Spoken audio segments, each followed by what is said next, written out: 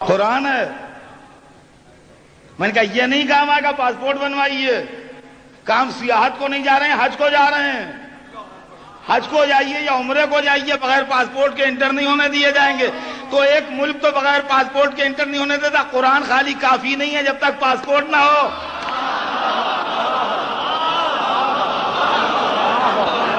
ہم جنت میں انٹری کے لیے کیا خالی قرآن سے چلے جاؤ گے بغیر پاسپورٹ کے؟ تو ان کا جنت کا پاسپورٹ کیا ہے؟ اتنے بھولے. دنیا کا پاسپورٹ معلوم ہے، جنت کا نہیں معلوم. نہیں معلوم ہے تو حدیث رسول پڑھو. حب علی جواز للجنہ. یہ 1400 برس پرانی حدیث ہے. حب علی جواز للجنہ. علی کی محبت جنت میں جانے کا اجازت نامہ. جب دنیا میں پاسپورٹ ایجاد ہوا تو اس کا نام بھی عربی میں جواز ہی رکھا گیا.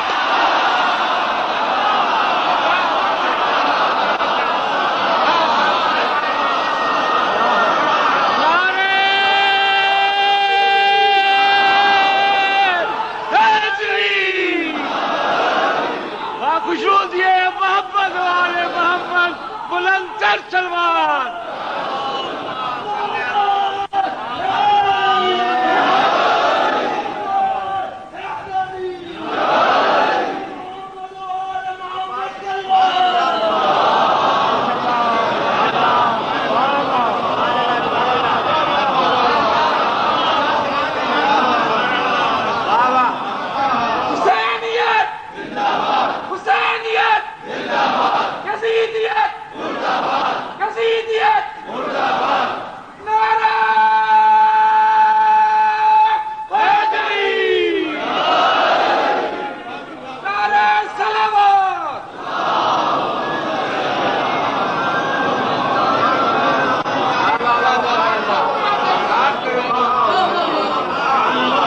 مجلس میں، اس حال میں میرے سامنے میرے بہت سے ایسے دوست بیٹھے ہوئے ہیں جو برسوں عرب ملکوں میں رہ چکے ہیں اور فلوئنٹلی عربی بولتے ہیں. آج کی پوچھئے جواز کہتے ہیں کہ نہیں کہتے ہیں؟ پاسپورٹ کا نام ہی جواز ہے. تو اگر آج کی عصری لینگویج میں ہم ٹرانسلیشن کریں حضور کی حدیث کا حب علی جواز للجنہ، تو یہی ٹرانسلیشن ہوگا علی کی محبت جنت کا پاسپورٹ.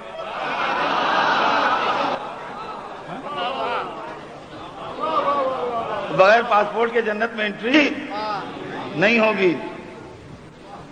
بن گیا پاسپورٹ، اب چلے جائیں گے.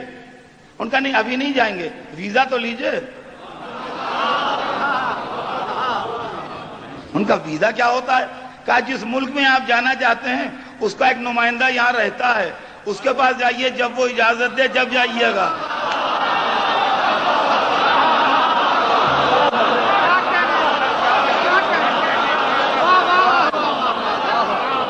علی کی محبت جنت کا پاسپورٹ ضرور ہے، مگر ہر زمانے میں جنت کا ایک نمائندہ یہاں رہتا ہے جب تک وہ ویزا نہ دے دے. صلوات پر محمد.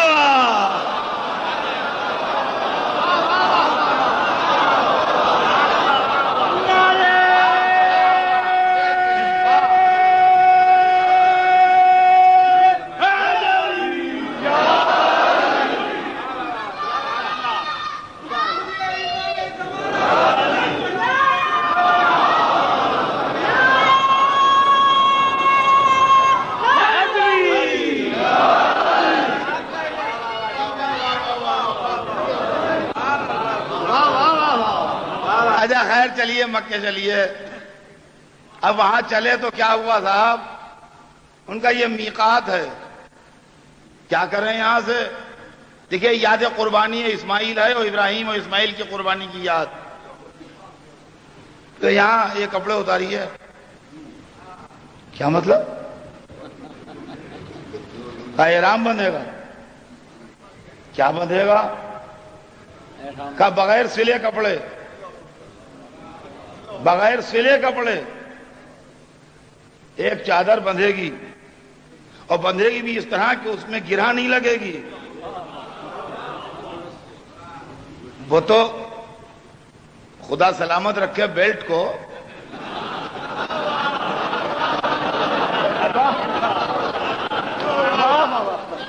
خدا سلامت رکھے. واہ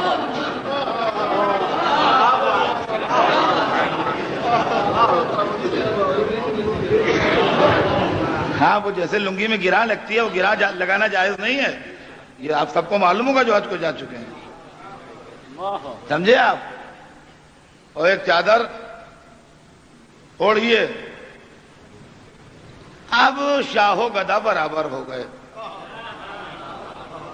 اس لیے کہ لباس کے فرق سے پہچانا جاتا ہے. یہ کوئی مولانا تشریف لا رہے ہیں، کیسے پہچانا آپ نے مولانا ہے؟ کا لباس سے. یہ کوئی بڑے افسر معلوم ہوتے ہیں، کیسے پہچانا آپ نے؟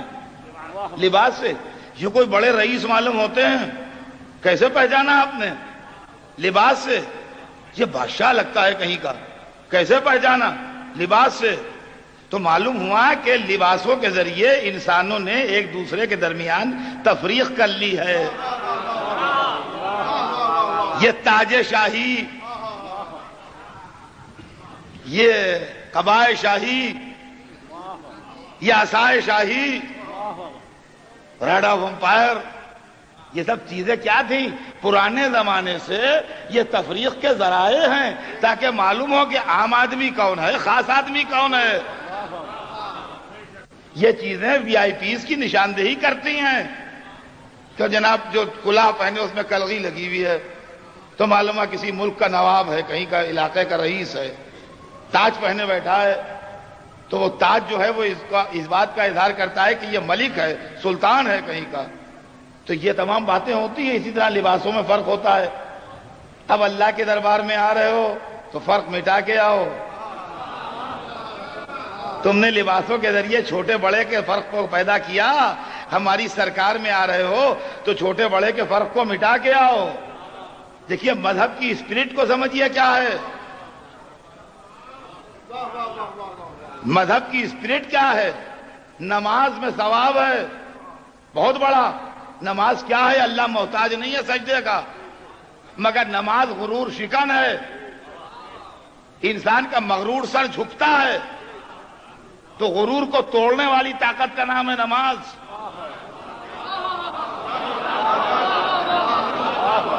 اور آپ سب جانتے ہیں جتنے یہاں بیٹھے ہیں کہ نماز میں ثواب ہے، مگر جماعت سے پڑھنے میں زیادہ ثواب ہے.